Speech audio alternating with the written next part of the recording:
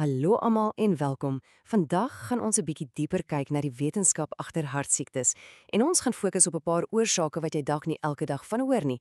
Dit raak nogal interessant. Goed, kom ons spring dadelik weg met 'n syfer wat jou dalk 'n bietjie gaan laat regop sit.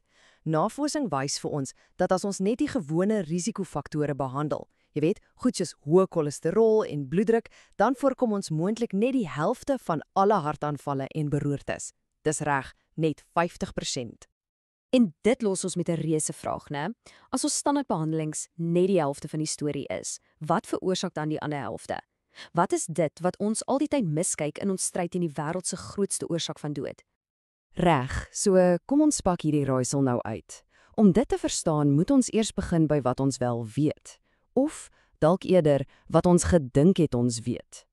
Kyk, vir dekades lank was die groot booswig LDL cholesterol, daai sogenaamde slegte een.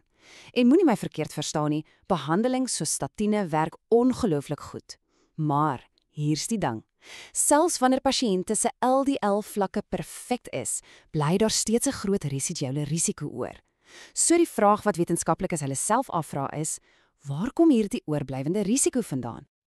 OK, so nou gaan ons die vergrootglas uithaal en kyk na die misdaadtoneel self, daardie aterosklerotiese plaat binne in die slagaar. Want wat navorsers hier begin ontdek, is besig om ons hele idee oor die siekte op sy kop te keer. Die ou storie wat ons almal geleer het, was eintlik heel eenvoudig. Dit het min of meer so gewerk. Immuunselle, wat ons makrofage noem, vreet basies cholesterol op, swel op en word dan skuimselle. En dan kom die gladde spierselle en vorm 'n mooi, stabiele, beskermende laagie bo oor die hele gemors om alles bymekaar te hou. Eenvoudig, reg? Wel, hier is waar die storie 'n ongelooflike kinkel kry. Dit blyk nou dat daardie gladde spierselle, die sogenaamde helde van die storie, eintlik van kant kan wissel. Hulle kan hulle self verander, transformeer in selle wat presies soos die skurke, die makrofage, lyk en optree. En dan help hulle aktief om die plaat te laat groei en dit meer onstabiel te maak. Dis 'n reuse onttrekking. So, die groot punt hier is dat hierdie selle nie net een ding is nie. Hulle is basies vormveranderaars. Afhangende van die seine wat hulle kry, kan hulle of help om die situasie te stabiliseer, of hulle kan die probleem 10 keer erger maak. Dit wys ons dat aterosklerose soveel meer kompleks is as net 'n verstopte pyp. Dis 'n dinamiese, cellulêre drama wat binne in ons are afspeel. Goed, so ons weet nou dinge in die slagaar is, wel, ingewikkeld. Maar die volgende leidraad in ons saak kom van 'n plek wat jy dalk glad nie sou verwag nie. Jou spysverteringskanaal. Ja, jou darmes. Sê hallo vir TMAO.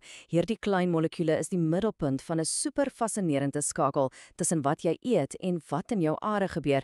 Die belangrike ding om te weet is dat dit nie direk in jou kos is nie. Nee, dit word gemaak deur jou darmbakterieë as 'n byproduk wanneer hulle voedingsstowwe soos karnitien en cholien, wat jy baie in diereprodukte kry, verteer.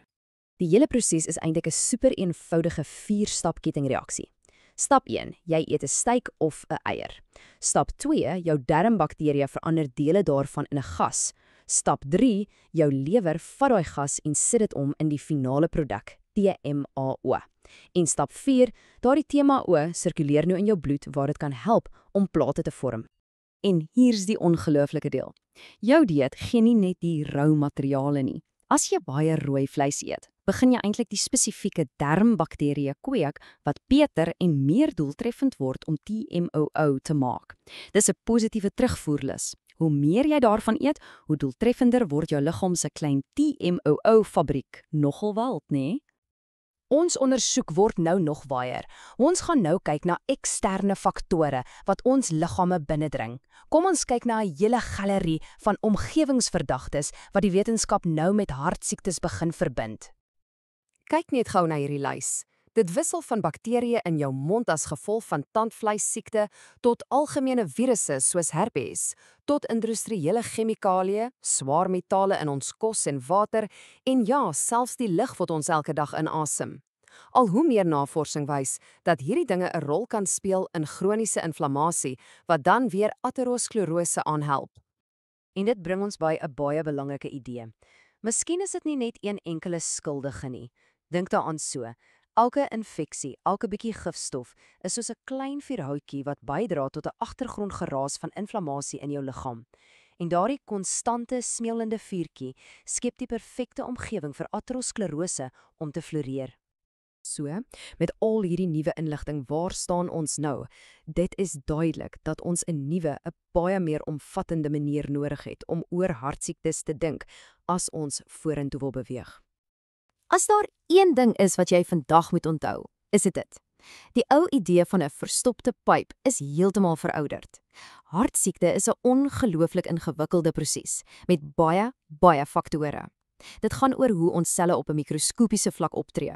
Dit gaan oor die gesondheid van die triljoene bakterieë in ons darmes en dit gaan oor die wêreld waarin ons leef. En dit bring ons by die eintlike vraag, die een wat regtig saak maak. As die probleem so kompleks is, wat op aarde is die oplossing? Hoe kan ons al hierdie nuwe kennis gebruik om ons harte beter te beskerm?